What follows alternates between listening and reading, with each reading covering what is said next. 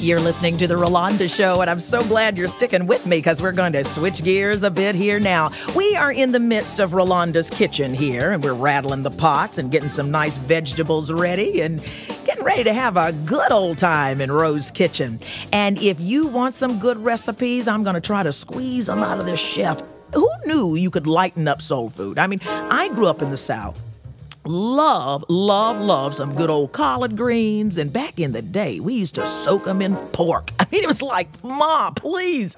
But these things have, caused some health issues in our communities. And so we're trying to find a healthy way to look at soul food. Well, Chef Yi-Lang Smith is with us today. And Yi-Lang, wait a minute. All I want you to do, first of all, welcome to the Rolonda's kitchen.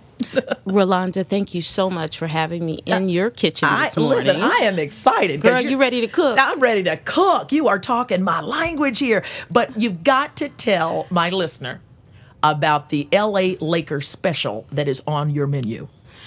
We have an amazing, orgasmic Los Angeles Lakers. Orgasmic? It's guaranteed. It's made of the amazing fried chicken, but it's done the healthy way. Okay. The greens are wilted, not cooked all day like Grandma used to. That's right. The macaroni and cheese is made with a tofu cheese as opposed to the cheese that's heavy in the body. And then the greens are, I said wilted greens. The peach cobbler, a homemade potato salad using a sunflower oil to make the potato salad. Now, that is one delicious soul food plate. You lost me on the tofu cheese, though. How healthy are we getting with this? And is it hard to take soul food lovers and introduce to them things like tofu cheese? Well, you know what? People want that amazing flavor that soul food tends to bring, but people don't want to wear the food.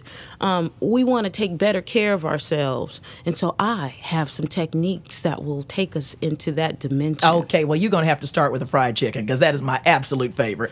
All right. Now, in the fried chicken thing, first of all, I would suggest that let's start to shop a little differently for our chicken.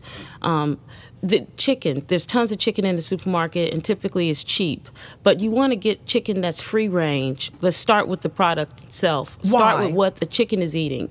You don't want your chicken full of hormones. Right. So you want to start with the healthy chicken. You want a chicken that has actually eaten corn instead of paper. So, organic, is that what we should look? Organic chicken? You want a free range chicken that has had its feet in the dirt and clucked around.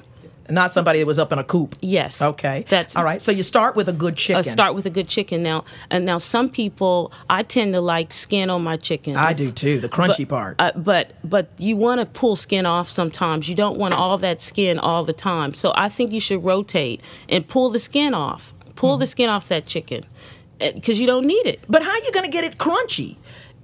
All right, the next thing is a whole wheat flour. Let's talk about how do you fry chicken and make it delicious. And healthy. You want to stay away from bleached products. Everything that's bleached out, white flour that's been over-processed. White sugar. You want to go with grains and nuts and breads and organic. Look for organic. And even in some of the regular supermarkets now, you'll start to see more organic products. Organic products? Organic. Yeah. So tell me how I'm going to fix that chicken, because here we are. We've got the organic chicken. You got your chicken? And I got my chicken. Now, I'm going to use some whole wheat flour? You want to get your whole wheat flour and season your flour just like you normally would season your flour. But once again, you've already changed because you're not using your bleached out white flour that people typically use to fry chicken. Right. The next step is some people will not fry chicken without a can of, I won't call any oil out. But you know that white stuff in a can. But you know, they swear by it. They swear by it. They say it's the best chicken in the world. You have to fry it that way.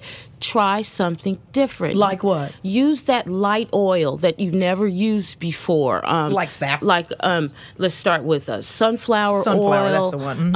A canola oil even. And peanut oil? A peanut oil, a coconut oil. And now they're actually making oil that the word is non-trans fat. Exactly. And even fast food restaurants are incorporating that into their amazing French fries and burgers all over town. That's right. So what is it about the no trans fat oil that actually makes the... It's harder for the body to break down. It's just sitting in your, and you wonder why so many Americans have the bypass surgery. They could be 110 pounds and their heart is clogged because the body is not able to break down some of the things that we put in it. So it's so important to put in stuff that works, and that's why olive oil is amazing. Now, you can fry chicken in olive oil? You can oven fry some chicken in olive oil. And how do you do that? Just a very little olive oil coating that pan.